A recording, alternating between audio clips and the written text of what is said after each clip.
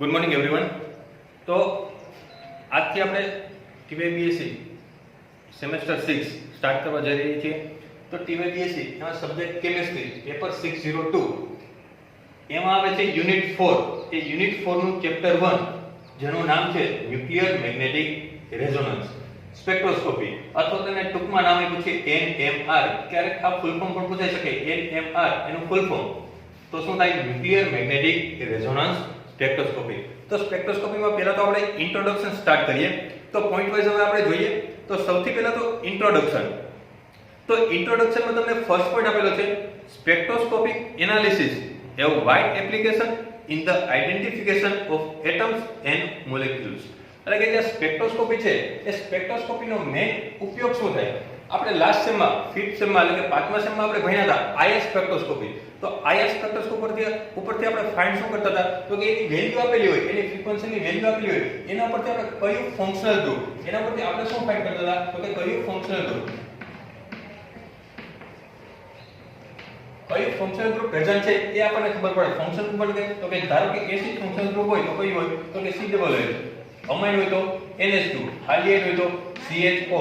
એટલે કે આવું કયું ફંક્શનલ ગ્રુપ પ્રેઝન્ટ છે એ આપણને આના ઉપરથી આપણને ખબર પડે છે. એટલે કે કોઈ પણ મોલેક્યુલને આપણે આઈડેન્ટિફાઈ કરવો હોય તો આપણે આ સ્પેક્ટ્રોસ્કોપીની મદદ લેવી પડે. એમાંની એક સ્પેક્ટ્રોસ્કોપી છે એ કઈ છે? તો કે ન્યુક્લિયર મેગ્નેટિક રેઝોનન્સ એટલે કે NMR સ્પેક્ટ્રોસ્કોપી. ત્યાર પછીનો પોઈન્ટ આપેલો છે besides this such studies provide information on the molecular symmetry. આ ચેપ્ટર પણ આગળ આપણે ભણી ગયા મોલેક્યુલર સિમેટ્રી, કે જેમાં આપણે પોઈન્ટ ગ્રુપ ફાઇન્ડ કરતા હતા. C2V પોઈન્ટ ગ્રુપ છે, C3V પોઈન્ટ ગ્રુપ છે, C2H પોઈન્ટ ગ્રુપ છે. તો આ પોઈન્ટ ગ્રુપ ઉપરથી કોઈ પણ તમને પોઈન્ટ ગ્રુપ આપી દીધું હોય તો એના ઉપરથી તમે મોલેક્યુલનો શેપ નક્કી કરી શકો, અથવા તો એનાથી રિવર્સ કે તમને જો મોલેક્યુલનો શેપ આપી દીધો હોય એના ઉપરથી તમે એ મોલેક્યુલનું પોઈન્ટ ગ્રુપ નક્કી કરી શકો. ત્યાર પછી આપણું છે બોન્ડ ડિસ્ટન્સ. બોન્ડ ડિસ્ટન્સ એટલે કે અહીંયા ધારો કે આ આલ્ડિહાઇડ ગ્રુપ છે તો આલ્ડિહાઇડ ગ્રુપને આપણે સ્ટ્રક્ચર બનાવવું હોય તો આ રીતે બનાવી શકીએ CHO. એટલે કે આમાં બોન્ડ ડિસ્ટન્સ એટલે તો કે આ કાર્બન અને હાઇડ્રોજન છે એનું એક્ઝામ્પલ લઈએ કે કાર્બન અને હાઇડ્રોજન આ જે બોન્ડથી જોડાયેલા છે એ બોન્ડની લેન્થ કેટલી છે, એટલે કે બંને કેટલા ડિસ્ટન્સ ઉપર જોડાયેલા છે એ. ત્યાર પછી આવે છે બોન્ડ સ્ટ્રેન્થ. બોન્ડ સ્ટ્રેન્થ એટલે કે તો કે આ જે બોન્ડ છે એ સ્ટ્રોંગ છે કે વીક. કોઈ પણ એટમ ઉપર ધારો કે અહીંયા C ડબલ બોન્ડ O, આ કાર્બન અને ઓક્સિજન વચ્ચે અહીંયા બે બોન્ડ બનેલા છે તો એમાંથી એક બોન્ડ કયો હશે? સિગ્મા હશે, અને બીજો બોન્ડ કયો હશે? તો કે પાઈ બોન્ડ હશે. તો આમાંથી એક બોન્ડ સ્ટ્રોંગ હોય અને એક બોન્ડ કેવો હોય? તો કે વીક હોય. આમાં સ્ટ્રોંગ બોન્ડ કયો છે? તો કે આ સિગ્મા. સિગ્મા છે એ કેવો બોન્ડ છે? સ્ટ્રોંગ બોન્ડ છે. જ્યારે આ પાઈ છે એ કેવો છે? તો કે વીક બોન્ડ છે. ત્યાર પછી આવે છે બોન્ડ એંગલ. બોન્ડ એંગલ એટલે કે તો કે ધારો કે અહીંયા ત્રણ એટમ જોડાયેલા છે, આ ત્રણ કાર્બન એટમ જોડાયેલા છે. તો આ કાર્બન અને આ કાર્બન એ બંને કાર્બન વચ્ચે જે બોન્ડ બને છે એ બોન્ડ વચ્ચેનો આ એંગલ કેટલાનો છે એ આ બધું આપણને કોની મદદથી જાણવા મળે છે? તો કે આ સ્પેક્ટ્રોસ્કોપી ઉપરથી. ત્યાર પછીનો પોઈન્ટ આપ્યો છે spectroscopy is the study of interaction of electromagnetic radiation. આ ખાસ યાદ રાખજો. ટૂંકમાં તમને આ રીતે આપેલું હોય EMR. આ EMR એટલે કે તો કે એનું ફૂલ ફોર્મ શું થાય? તો કે ઇલેક્ટ્રોમેગ્નેટિક રેડિયેશન. એટલે કે કોઈ પણ પદાર્થ છે, ધારો કે આ આપણે પદાર્થ લીધો, આનું આપણે આઈડેન્ટિફિકેશન કરવાનું છે, આ પદાર્થમાં શું છે એ આપણે જાણવાનું છે. તો આના ઉપર આપણે એક કિરણ આપાત કરવું પડે. એટલે કે આ કિરણ છે એને જ કહેવાય રેડિયેશન કહેવાય. શું કહેવાય? રેડિયેશન. આ R છે કોના માટે છે? તો કે આ રેડિયેશન માટે. એટલે કે જે આપણે આના ઉપર આ કિરણ આપણે આપાત કરીએ છીએ એને આપણે શું કહીશું? તો કે રેડિયેશન. એનું નેચર કેવું હશે? તો કે ઇલેક્ટ્રોમેગ્નેટિક હશે. કેવું હશે? તો કે ઇલેક્ટ્રોમેગ્નેટિક. એ રેડિયેશન આપણે આના ઉપર આપાત કરશું એટલે કે એનું ટૂંકમાં નામ થશે EMR. એમાં પેલું છે electromagnetic radiation with matter. Matter એટલે કે તો કે અહીંયા જે આપણે કમ્પાઉન્ડ લીધો છે એને આપણે નામ શું આપ્યું છે? મેટર. એટલે કે આપણે જે કમ્પાઉન્ડનું આઈડેન્ટિફિકેશન કરવાનું હોય એના ઉપર આપણે આવું રેડિયેશન એપ્લાય કરવું પડે. ત્યાર પછીનો પોઈન્ટ આવ્યો છે spectroscopy is the one of the most powerful tools for the study of the atomic and molecular structure. એટલે કે આ જે કોઈ પણ મોલેક્યુલ છે એ મોલેક્યુલનું આપણે સ્ટ્રક્ચર ફાઇન્ડ કરવું હોય, એ સ્ટ્રક્ચર કેવું છે, એમાં શું આવેલું છે, એનો શેપ કેવો છે, એની બોન્ડ સ્ટ્રેન્થ કેવી છે, એનો બોન્ડ એંગલ કેટલો છે, એ બધું જાણવું હોય તો આપણે કોની મદદ લેવી પડે? તો કે NMR સ્પેક્ટ્રોસ્કોપીની. A spectrum is a graphical representation of the energy absorbed or emitted by the matter due to the interaction with the electromagnetic radiation. એટલે કે ટૂંકમાં આમાં કોઈ પણ સ્પેક્ટ્રોસ્કોપી હોય પ્રોસેસ સેમ થતી હોય કે કોઈ પણ મેટર છે એટલે કે કોઈ પણ અહીંયા કમ્પાઉન્ડ લીધો એના ઉપર આપણે રેડિયેશન એપ્લાય કરીએ એમાંથી એ અમુક રેડિયેશન શું કરશે તો કે પોતાની અંદર એબ્ઝોર્બ કરી લેશે પોતાની અંદર એબ્ઝોર્બ એટલે કે તો કે શોષણ પોતાની અંદર શોષણ કરી લે અને જે વધારાના રેડિયેશન હોય એ પાછા શું કરી દેશે તો કે ઇમિટ કરી દેશે ઇમિટ કરવું એટલે કે તો કે દૂર કરવું અમુક ટકા એ રેડિયેશન નું શોષણ કરશે અને અમુક ટકા એ રેડિયેશન પાછા શું કરી દેશે તો કે દૂર કરી દેશે એટલે કે ઇમિટ કરી દેશે એટલે કે આમાં બે પ્રોસેસ થાય એક તો એબ્ઝોર્પ્શન અને બીજું કયું થાય તો કે ઇમિશન આ હતું ઇન્ટ્રોડક્શન ત્યાર પછી આવે છે તો કે થિયરી ઓફ NMR એટલે કે હવે NMR સ્પેક્ટ્રોસ્કોપી એ આપણે ડિટેલમાં ભણીએ તો એમાં પેલું છે the study of the radio frequency radiation by the nuclei is called the nucleomagnetic resonance એટલે કે NMR છે એની ડેફિનેશન જ્યારે પૂછી શકે તો તમને પહેલો જ પોઈન્ટ આપેલો છે શું આવે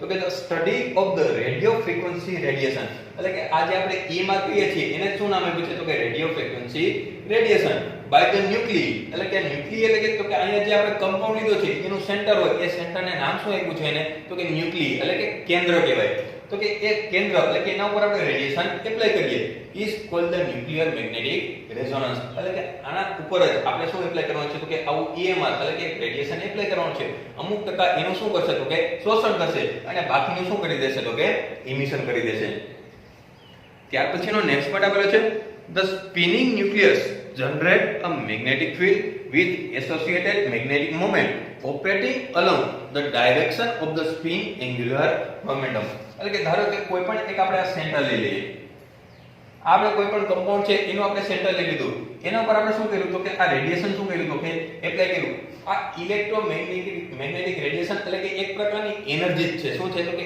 એનર્જી બીમ એટલે કે આ ઊર્જા હોય આમાં શું હોય તો કે ઊર્જા કોઈ પણ વસ્તુ હોય એને આપણે ગરમ કરીએ તો એનું ટેમ્પરેચર શું થાય તો કે વધવા માંડે એક્ઝામ્પલ લઈએ આપણે પાણીનું આપણે પાણીને ધીમે ધીમે ગરમ કરીએ છીએ તો પાણી અમુક સમય પછી એ ઉકળવા લાગશે એટલે કે એમાં જે H2O ના મોલેક્યુલ છે એ શું થતા હોય તો કે વાઇબ્રેટ થતા હોય એટલા માટે એ પાણી છે એમાં આપણને ઉકળતું જોવા મળે છે એવી જ રીતે તો કે આ કોઈ પણ આપણે કમ્પાઉન્ડ લઈ લીધો એ કમ્પાઉન્ડ આપણે આવું રેડિયેશન એપ્લાય કર્યું તો શું થશે તો કે આ જે કમ્પાઉન્ડ હશે એ કમ્પાઉન્ડ છે એની એનર્જી શું થશે તો કે વધશે એની એનર્જી શું થશે તો કે વધશે જેમ જેમ આની એનર્જી વધશે એમ એ પોતાની ધરી ઉપર એ વાઇબ્રેટ થશે શું થશે તો કે વાઇબ્રેટ થશે અને પછી એ એક મોશન આપશે એટલે કે એની જે પોતાની ધરી છે ધારો કે આ એક એક્સિસ ધારી લે આ એક્સિસ ધારી લે એ એક્સિસ ની આજુબાજુ એ શું કરશે તો કે એ રોટેશન ચાલુ કરશે એક્સિસ ની આજુબાજુ શું ચાલુ કરે તો કે રોટેશન ત્યાર પછી આવ્યું છે external magnetic field of the strength H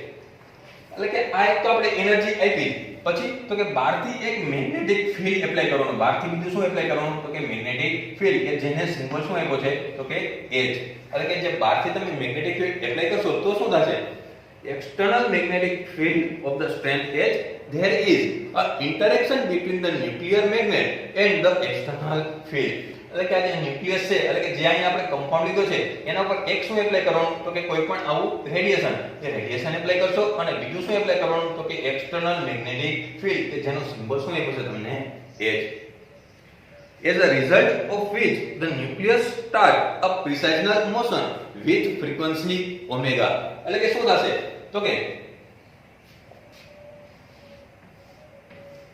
આ તમે આ ભમરો જોયેલો હોય આ ગાયરોસ્કોપ ભમરો જોયો હોય તો એ ભમરો શું કરતો હોય તો કે આ એની ધરી હોય આ સેન્ટર લઈ લ્યો તો આ એની ધરી છે આ એક્સિસ તરીકે આપણે ધારી લઈએ તો આ ભમરો શું છે તો કે પહેલા આ રીતે સીધો કરતો હશે પછી જેમ જેમ એની જે ગતિ ધીમી થશે એમ શું થશે તો કે આ ધરીની આજુબાજુ એનું મોશન આવું ઓછું થતું જશે એનું મોશન શું થતું જશે તો કે ઓછું એટલે કે આ ધાર કે પહેલા એની મોશન કેવી હશે તો કે આ રીતે મોશન હશે તો કે આ મોટી મોશન હશે પછી તો કે ધીમે ધીમે એની મોશન ઓછી થશે એટલે કે ધીમે ધીમે એ પડતો જાય તો શું થાય તો કે એની મોશનમાં શું થાય તો કે વધારો થાય એટલે કે આ રીતે ત્રાસો એ પડતો જશે એટલે કે કોઈ પણ એક ધરીની આજુબાજુ એ શું કરતો હશે તો કે આ રીતે મોશન કરતો હશે એક ધરીની આજુબાજુ શું કરતો હોય તો કે ફરતો હોય એટલા માટે આને નામ આપ્યું છે તો કે પ્રિસાઇઝનલ મોશન એટલે કે તેનું ગુજરાતી થાય ભમરડાની ગતિ જેવી કોની ગતિ જેવી તો કે ભમરડાની ગતિ જેવી ત્યાર પછી આપ્યું છે તો કે a precising nucleus can have 2i + 1 possible orientation with respect to h એટલે કે એના ઉપર h એટલે કે તો કે બહારથી આપણે એપ્લાઇડ મેગ્નેટિક ફિલ્ડ એટલે કે આપણે એના ઉપર મેગ્નેટિક ફિલ્ડ એપ્લાય કર્યું મેગ્નેટિક ફિલ્ડ એપ્લાય કરવાને કારણે એ પોતાની ધરી ઉપર શું થશે તો કે રોટેશન કરવાનું ચાલુ થશે આ કેટલા રોટેશન કરશે તો કે 2i + 1 જેટલા કેટલા રોટેશન કરશે તો કે 2i + 1 જેટલા એટલા એના પરિભ્રમણ થશે difference in energy between this orientation correspond to the radio frequency region of the electromagnetic spectrum એટલે કે હવે શું કીધું તો કે આપણે અહીંયા જ વાત કરી કે આ કોઈ પણ આપણે કમ્પાઉન્ડ લીધો છે એ કમ્પાઉન્ડ છે એના ઉપર જો આપણે આ રેડિયેશન એપ્લાય કરશું રેડિયેશન એટલે કે એમાં શું હોય તો કે એક પ્રકારની એનર્જી હોય તો એનર્જી એને આપશું તો એનું જે ટેમ્પરેચર હશે એની જે એનર્જી હશે એ એનર્જી શું થશે તો કે વધશે એટલે કે શરૂઆતમાં જો મોલેક્યુલ આપણે લીધો છે તો એની એનર્જી કેવી હશે તો કે નોર્મલ હશે જેમ જેમ એના ઉપર આપણે આ EMR આ રેડિયેશન એપ્લાય કરશું એમ એની એનર્જીમાં શું થશે તો કે વધારો થતો જશે નેક્સ્ટ પોઈન્ટ આપેલો છે so when such radiation is inserted it is the magnetic component of the electromagnetic radiation which interact with the magnetic property of the nucleus એટલે કોઈ પણ ન્યુક્લિયસ હોય એની પોતાની અમુક પ્રોપર્ટી હોય એમાંથી એક પ્રોપર્ટીનું આપણે એક્ઝામ્પલ લીધું છે કયું એક્ઝામ્પલ તો કે મેગ્નેટિક પ્રોપર્ટી એટલે કે આપણે EMR છે આ રેડિયેશન આપણે એપ્લાય કર્યું તો આની એનર્જી એ પણ એની એક પ્રોપર્ટી થઈ એનર્જી એની શું થાય તો કે પ્રોપર્ટી તો જો જે આ રેડિયેશન આપણે એપ્લાય કરીએ છીએ તો આ એનર્જીમાં શું થાય છે વધારો થાય છે એમ એની બીજી પ્રોપર્ટી કઈ છે તો કે આ મેગ્નેટિક ફિલ્ડ એટલે કે મેગ્નેટિક ફિલ્ડમાં પણ જેમ જેમ ફેરફાર કરશો એમ એની આ મોશનમાં પણ શું થશે તો કે ફેરફાર થશે the radiation next point આપેલો છે the radiation is inserted with its magnetic component oscillating at right angles to the external magnetic field direction એટલે કે બે પ્રકારના ફિલ્ડ હશે એક તો કયું આપણે તો કે એપ્લાઇડ મેગ્નેટિક ફિલ્ડ એટલે કે એને સિમ્બોલ કયું આપેલ તો કે H એટલે કે બીજું જે ફિલ્ડ હશે એનું ઇન્ટરનલ એટલે કે પોતાની જે પ્રોપર્ટી હશે એ બંને ફિલ્ડ છે એ એકબીજાને કેવા છે તો કે રાઈટ એંગલ એટલે કે બંને વચ્ચેનો એંગલ કેટલા ડિગ્રીનો હશે તો કે 90 ડિગ્રીનો એટલે કે બહારથી જે ફિલ્ડ એપ્લાય કર્યું છે અને જે ન્યુક્લિયસ છે એટલે કે આ કેન્દ્ર છે એનું પોતાનું ફિલ્ડ છે એ બંને જે ફિલ્ડ છે એ બંને વચ્ચેનો એંગલ કેટલા ડિગ્રીનો છે તો કે 90 ડિગ્રીનો ત્યાં પૂછે રાઈટ એંગલ એટલે કે તો કે કેટલા ડિગ્રીનો એંગલ થશે તો કે 90 એના પછીનો પોઈન્ટ આપેલો છે when its oscillation frequency is equal to the precessional frequency omega of the nucleus resonance condition occurs and energy is absorbed એટલે કે કોઈ પણ કમ્પાઉન્ડ છે એ એનર્જી એબ્સોર્બ ક્યારે કરશે તો કે એની બે પ્રકારની ફ્રીક્વન્સી આવી છે એમાં જો પહેલી ફ્રીક્વન્સી આવી છે ઓસિલેશન ફ્રીક્વન્સી એટલે કે તો કે આ જે રોટેશન કરે છે ઓસિલેશન એટલે કે આમ તો દોલનો થાય પણ આપણે અહીંયા એ સેન્ટરની આજુબાજુ જે રોટેટ થાય છે એ લેવાનું છે એની જે ફ્રીક્વન્સી અને બીજી ફ્રીક્વન્સી કઈ છે તો કે એમાં જો બીજું આપ્યું છે પ્રિસાઇઝનલ ફ્રીક્વન્સી એટલે કે તો કે આ જે કેન્દ્ર છે એ પોતાની ધરી છે એની આજુબાજુ જે ભમરડા જેવી ગતિ કરે છે એ એટલે કે એક કઈ આવશે તો કે આ રેડિયેશન છે એની પણ પોતાની ફ્રીક્વન્સી હશે અને બીજી ફ્રીક્વન્સી કઈ આવશે તો કે પોતાની ધરીની આજુબાજુ જે આ રોટેશન કરે છે એ બંને ફ્રીક્વન્સી કેવી થવી જોઈએ તો કે સેમ થવી જોઈએ એ બંને ફ્રીક્વન્સી જ્યારે સેમ થશે ત્યારે જ આ કમ્પાઉન્ડ છે અહીંયાથી આપણે સેમ્પલ લીધું છે એ સેમ્પલ છે એ એનર્જી શું કરશે તો કે એબ્સોર્બ કરશે અને પછી આપણને આનો જે આ સ્પેક્ટ્રા છે એ સ્પેક્ટ્રા એટલે કે એક ગ્રાફ આપણને મળશે એટલે કે જ્યાં સુધી એનર્જી એબ્સોર્બ ન કરે ત્યાં સુધી આપણને કોઈ પણ પ્રકારનો ગ્રાફ મળે નહીં હવે આ એનર્જી એબ્સોર્બ ક્યારે કરશે તો કે બે ફ્રીક્વન્સી સેમ થવી જોઈએ કઈ ફ્રીક્વન્સી તો કે એક તો આપણે જે આ રેડિયેશન એપ્લાય કર્યું છે એની ફ્રીક્વન્સી એટલે કે ઇલેક્ટ્રોમેગ્નેટિક રેડિયેશન એની જે ફ્રીક્વન્સી હશે એ કોને ઇક્વલ થવી જોઈએ તો કે આ જે એની પ્રિસાઇઝલ મોશન છે એની ફ્રીક્વન્સી એ બંનેની ફ્રીક્વન્સી કેવી થવી જોઈએ તો કે સેમ ત્યારે એ એનર્જી શું કરશે તો કે એબ્સોર્બ કરશે ત્યાર પછી આપેલું છે તમને તો કે principal of the NMR spectroscopy આ ખાસ પૂછાઈ શકે એવો ક્વેશ્ચન છે પ્રિન્સિપલ ઓફ NMR સ્પેક્ટ્રોસ્કોપી તો એમાં જોઈએ હવે આપણે એમાં આપણે છે the interaction between the electromagnetic waves and matter બધામાં એ જ આવશે સેમ ઇલેક્ટ્રોમેગ્નેટિક વેવ્સ અહીંયા રેડિયેશન કીધું છે ત્યાં નામ આપ્યું છે વેવ્સ એટલે કે તરંગો બરાબર એટલે કે એ કોની સાથે ઇન્ટરેક્શન થવું જોઈએ તો કે આ સેમ્પલ એટલે કે જે આપણે મેટર લીધી છે એ સ્પેક્ટ્રા કેન બી ઓબ્ટેન એટલે કે જ્યારે આ બંને વચ્ચે ઇન્ટરેક્શન થાય ઇન્ટરેક્શન કોના વચ્ચે તો કે એક તો આ ઇલેક્ટ્રોમેગ્નેટિક રેડિયેશન અને બીજું કયું તો કે આ સેમ્પલ એના વચ્ચે જ્યારે ઇન્ટરેક્શન થશે આ સેમ્પલ છે એનર્જી શું કરશે તો કે એબ્સોર્બ કરશે, અમુક ટકા એનર્જી એબ્સોર્બ કરે અને બાકીની એનર્જી શું કરી દેશે તો કે રિલીઝ કરી દેશે, ત્યારે જ આપણને શું મળશે તો કે સ્પેક્ટ્રમ મળશે. ત્યાર પછી આપણે છે when the atom of a system disturb the magnetic component of the electromagnetic waves resulting rays change the magnetic moment of the atom. એટલે કે શું થશે તો કે એનર્જી સેમ આ પ્રોપર્ટી જોઈએ આપણે એનર્જી આ રેડિયેશન આપણે એમાં એપ્લાય કરી છે, રેડિયેશન એપ્લાય કરશું તો આ જે સેમ્પલ છે એની એનર્જી શું થશે તો કે વધશે. જેમ જેમ એની એનર્જી વધશે એ પોતાની દળ ઉપર એનું જે રોટેશન શું છે તો કે રોટેશનમાં પણ શું થશે તો કે વધારો થશે. આપણે પાણીનું એક્ઝામ્પલ લીધું હતું, જેમ જેમ તમે પાણીને વધારે ઉકાળો એમ એ જે એની જે સપાટી ઉપર છે એ સપાટી ઉપર આપણને જે પરપોટા જોવા મળતો હોય એની સ્પીડ શું થતી હોય તો કે વધતી જતી હોય. એવું જ અહીંયા થાય તો કે આ જે સેમ્પલ છે એ એનર્જી શું કરશે તો કે એબ્સોર્બ કરશે. જેમ જેમ વધારે એનર્જી એબ્સોર્બ કરશે એમ એની જે રોટેશન મોશન છે એ મોશનમાં પણ શું થશે તો કે વધારો થશે. ત્યાર પછી આપણે resulting the rays change the magnetic moment of the atom, such interaction can give rise to NMR સ્વીકતા. એટલે કે જો આ ન્યુક્લિયસ છે એ પોતાના સ્થાન ઉપરથી જો વાઇબ્રેશન આપે બરાબર, એટલે કે એનું પોતાનું સ્થાન છોડશે બીજા સ્થાન ઉપર જશે, એટલે કે આપણે પ્રિસાઇઝનલ મોશન અથવા તો ઓસિલેશન કીધું હતું. ઓસિલેશન એટલે કે તો કે આ જે એનું સેન્ટર છે, હવે ધારો કે અહીં આપણે એક લોલક લટકાવી દીધું છે તો પહેલા આપણે લોલકને હલાવીએ તો શું થશે તો કે પહેલા શું થશે તો કે આ બાજુ આવશે તો કે ડાબી બાજુ આવશે, પછી પાછું શું થશે તો કે આ રીતે જમણી બાજુ હશે, એટલે કે આ સાઈડ આવી જશે, પાછું એ ક્યાં આવશે તો કે ડાબી બાજુ. એટલે કે જેમ જેમ એની એનર્જીમાં વધારો થશે એમ એનું જે રોટેશન મોશન છે એ રોટેશન મોશનમાં પણ શું થશે તો કે વધારો થશે. ત્યાર પછી એક છે એના પછીનો point spinning nuclei in the molecule spin like a gyroscope. Gyroscope એટલે તો કે ભમરડો, એટલે કે જે ન્યુક્લિયસ છે ત્યાં ધારો કે આ સેન્ટર છે એ કઈ રીતે મોશન આપશે તો કે ભમરડાની જેમ. એના પછી કીધું such small nuclei can be accepted as a small magnet. એટલે કે આ જે સેમ્પલ લીધું હતું એના ઉપર આપણે કીધું એપ્લાઇડ મેગ્નેટિક ફીલ્ડ કે પોતાની પણ અમુક મેગ્નેટિક પ્રોપર્ટી હોય. હવે જેમ જેમ એને આપણે એના ઉપર આપણે આ રેડિયેશન એપ્લાય કરશું એમ એમાં ઇન્ટરનલ મેગ્નેટિક ફીલ્ડ પર જનરેટ થશે, એટલે કે પોતાની અંદર પણ એક થોડું એવું મેગ્નેટિક ફીલ્ડ જનરેટ થશે. એટલે કે જેમાં આ મેગ્નેટિક પ્રોપર્ટી હોય એને આપણે શું કહીએ તો કે મેગ્નેટ કહીએ. એટલે કે થોડા સમય માટે આ જે સેમ્પલ છે નાના એવા ચુંબક તરીકે વર્તી શકે છે.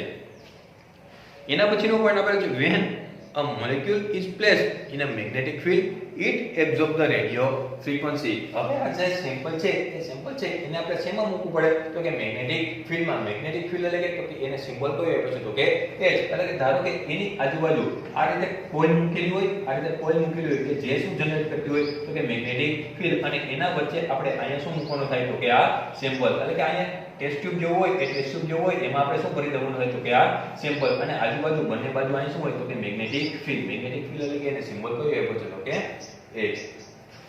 ત્યાર પછીનો પોઈન્ટ આપેલો છે તો કે તમને જો સામે તમને એક ફિગર આપેલું છે એ ફિગરમાં આ રીતે તમને આ ભમરડાની ગતિની જેમ, એટલે કે અહીંયા ધારો કે આ સેન્ટર હોય તો સેન્ટરની આજુબાજુ તમને આવી રીતે આ રોટેશન આપ્યું છે. એ જે રોટેશન છે એ કયું છે તો કે આ ન્યુક્લિયસ છે, આ મેઇન ધરી એની આજુબાજુ આ જે ન્યુક્લિયસ છે એ શું થતું છે તો કે રોટેટ થતો હશે. એટલે કે આ જે એનું જે રોટેશન છે એ કોના જેવું હશે તો કે ભમરડાની ગતિ જેવું. તમે ત્યાં બુકમાં આપેલું છે કે ભમરડાની ગતિ જેવું ત્યાં મોશન થતું હશે.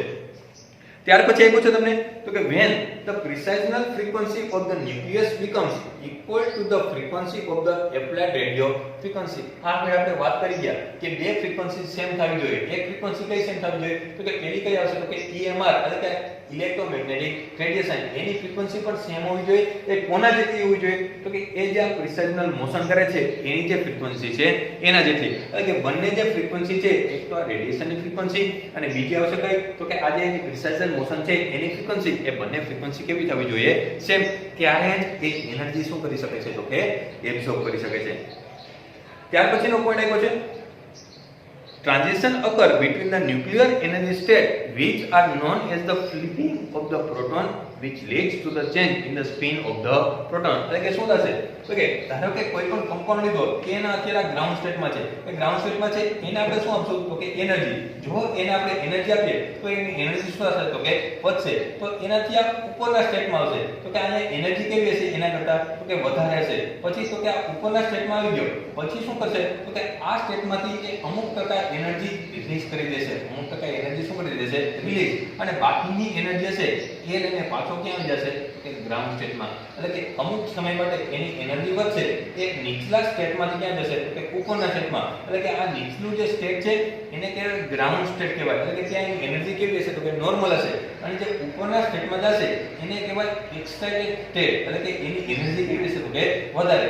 આ ગ્રાઉન્ડ સ્ટેટ થશે, અને જો એનર્જી વધે તો એ ક્યાં જતો રહેશે તો કે એક્સાઇટેડ સ્ટેટમાં. એટલે કે અમુક સમય એ એનર્જી એબ્ઝોર્બ કરશે અને ઉપરના સ્ટેટમાં જતો રહે, ત્યાંથી એનર્જી રિલીઝ કરીને પાછો ક્યાં આવી જશે તો કે ગ્રાઉન્ડ સ્ટેટમાં.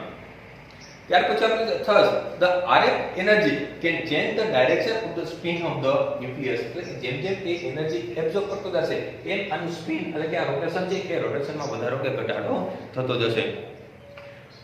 ત્યાર પછીનો પોઈન્ટ આપણે જોઈએ તો nucleus can absorb the energy when it is placed in a system. System એટલે કે તો કે હમણાં જ આપણે વાત કરી બંને બાજુ શું એપ્લાય કરવાનું તો કે એપ્લાઇડ મેગ્નેટિક ફીલ્ડ. બાકી આપણે મેગ્નેટિક ફીલ્ડ એપ્લાય કરવાનું, અને એના ઉપર આપણે એપ્લાય શું કરવાનું છે તો કે કોણ એપ્લાય કરશો આપણે electromagnetic radiation.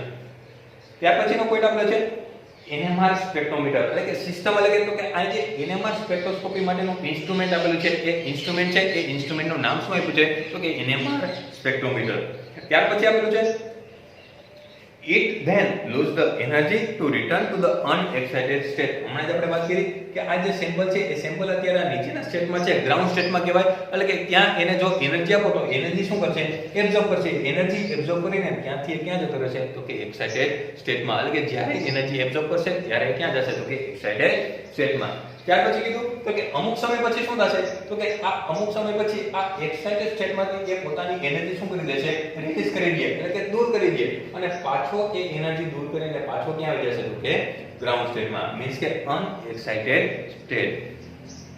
Here it absorbs the energy and again enter the excited state. એટલે કે આ રોટેશન સતત ને સતત ચાલતું રહે. ક્યાંથી તો કે આ ગ્રાઉન્ડ સ્ટેટમાંથી ક્યાં જાય તો કે એક્સાઇટેડ સ્ટેટમાં, અને એક્સાઇટેડ સ્ટેટમાંથી પાછો ક્યાં આવે તો કે ગ્રાઉન્ડ સ્ટેટમાં. અમુક સમય પછી પાછી એ એનર્જી એબ્ઝોર્બ કરશે, ગ્રાઉન્ડ સ્ટેટમાંથી પાછો ક્યાં જશે એક્સાઇટેડ સ્ટેટમાં, અને એક્સાઇટેડ સ્ટેટમાંથી પાછો ક્યાં આવશે તો કે ગ્રાઉન્ડ સ્ટેટમાં. This nucleus which alternately becomes excited, it is said to be in a state of resonance. એટલે કે આને શું કહેવાય તો કે રેઝોનન્સ. રેઝોનન્સ એટલે કે એક વખત ક્યાં જાય છે તો કે એક્સાઇટેડ સ્ટેટમાં, ગ્રાઉન્ડ સ્ટેટમાંથી ક્યાં જાય છે એક્સાઇટેડ સ્ટેટમાં, પાછો એનર્જી રિલીઝ કરીને એક્સાઇટેડ સ્ટેટમાંથી પાછો ક્યાં આવી જાય છે તો કે ગ્રાઉન્ડ સ્ટેટમાં. એટલે કે અલ્ટરનેટલી આ એની પોઝિશન ચેન્જ કરે છે, એટલા માટે એને શું કીધું છે તો કે in a state of resonance. ત્યાર પછીનો પોઈન્ટ આપ્યો છે the energy difference between the two transition states is emitted by the nucleus which has been recorded in the form of a signal by the spectrometer. એટલે કે આ જે NMR spectrometer ની વાત કરી એમાં તમને એક ગ્રાફ મળશે. એ જે ગ્રાફ મળશે એમાં તમને આવા પીક જોવા મળશે. એ પીક ક્યારે જોવા મળે તો કે લાસ્ટમાં જે ઇન્સ્ટ્રુમેન્ટ છે એમાં લાસ્ટમાં ડિટેક્ટર રાખેલું હોય. એ ડિટેક્ટરમાં આ જે રેડિયેશન છે એ અમુક ટકા રેડિયેશન આને શું કરી લીધા છે, કોઈ પણ કમ્પાઉન્ડ હશે અમુક ટકા રેડિયેશન એને એબ્ઝોર્બ કરી લીધા છે. બાકીના જે રિલીઝ થયેલા એબ્ઝોર્પ્શન હશે એટલે કે એમાંથી જે બહાર નીકળતું રેડિયેશન હશે એ ક્યાં જશે તો કે ડિટેક્ટરમાંથી. ક્યાં જશે તો કે ડિટેક્ટર. અને ડિટેક્ટર છે એ પોતાનું જે રેડિયેશન હશે એ જે સેમ્પલમાંથી રેડિયેશન આપતો હશે એને ડિટેક્ટ કરશે, અને ડિટેક્ટ કરશે છેલ્લે આપણને જે સ્ક્રીન ઉપર આવો તમને ગ્રાફ જોવા મળશે. એટલે કે આને શું કહે તો કે સ્પેક્ટ્રા. ત્યાર પછી શું છે NMR spectrum is plotted between the absorption signal at the detector and the strength of the magnetic field HO.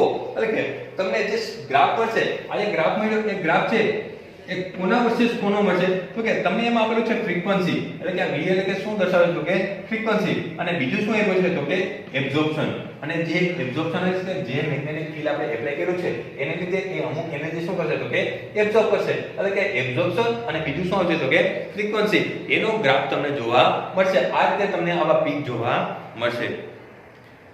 એમાં જો નીચે તમને ગ્રાફ આપેલો છે કે relation between the absorb energy and the applied field. એટલે કે બે વર્સિસ કોનો મળશે તમને તો કે એક તો આ ફીલ્ડ એપ્લાય કર્યું છે H એટલે કે એપ્લાઇડ ફીલ્ડ, અને બીજું શું હશે તો કે એબ્ઝોર્પ્શન ફ્રીક્વન્સી. એનો ગ્રાફ તમને જોવા મળશે. તો ત્યાં તમને એક ઇક્વેશન આપેલું છે કે એનર્જી ડિફરન્સ. આનો આપણે વાત કરી હતી એનર્જી ડિફરન્સ. એનર્જી ડિફરન્સ એટલે કે તો કે E એટલે કે એ ગ્રાઉન્ડ સ્ટેટમાંથી ક્યાં જતો રહે છે તો કે એક્સાઇટેડ સ્ટેટમાં, અને એક્સાઇટેડ સ્ટેટમાંથી પાછો ક્યાં આવી જાય છે તો કે ગ્રાઉન્ડ સ્ટેટમાં. તો અહીંયા તમને એવા ઇક્વેશન આપેલું છે કે ડેલ્ટા E.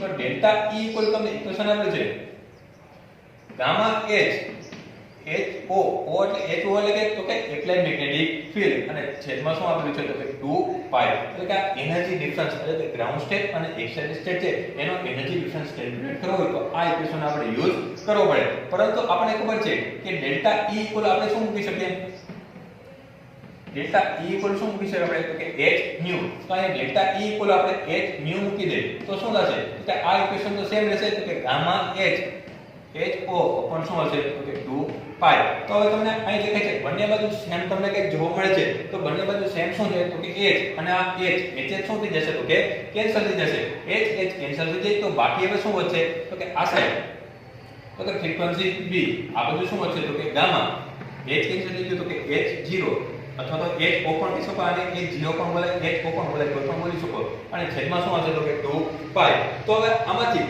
જે આપણે સ્ટેપ આપેલા છે એમાંથી આજે આપેલું છે તો કે v એટલે આપણે ખબર છે કે એબ્સોર્બ ફ્રીક્વન્સી ત્યાર પછી નીચે તમને આપેલું છે ડેલ્ટા E આ ડેલ્ટા E શું દર્શાવે છે તો કે એમાં જો આપેલું છે energy difference between the two spin state એટલે કે આપણે હમણાં વાત કરી હતી તો કે એક જે સ્ટેટ છે એનું કયું છે તો કે GS એટલે કે ગ્રાઉન્ડ સ્ટેટ અને અહીં લખું છું ES એટલે કે એક્સાઇટેડ સ્ટેટ આમાં તમે આને એનર્જી આપો તો એટમ ક્યાં જશે ગ્રાઉન્ડ સ્ટેટમાંથી ક્યાં જતો રહેશે એક્સાઇટેડ સ્ટેટમાં આ એક્સાઇટેડ સ્ટેટમાંથી અમુક એનર્જી રિલીઝ કરશે એટલે કે એનર્જી દૂર કરે તો પાછી એની એનર્જી કેવી થઈ જાય ઓછી થઈ જાય અને પાછો ક્યાં આવી જશે તો કે ગ્રાઉન્ડ સ્ટેટમાં એટલે કે આ જે બે સ્ટેટ વચ્ચેનો એનર્જી ડિફરન્સ છે એ કોના વડે દર્શાવ્યો છે એને ડેલ્ટા E વડે ત્યાર પછી આપ્યું છે તો કે ગામા આ ગામા એટલે કે શું કીધું તો કે ગાયરોમેગ્નેટિક રેશિયો ગામા એટલે કે શું કીધું છે ગાયરોમેગ્નેટિક રેશિયો બ્રેકેટમાં આપેલું છે for every nuclei gamma is a constant એટલે કે કોઈ પણ સેમ્પલ હોય એના માટે ગામા છે એની વેલ્યુ કેવી હોય તો કે કોન્સ્ટન્ટ હોય છે એમાં આપેલું છે for a proton it is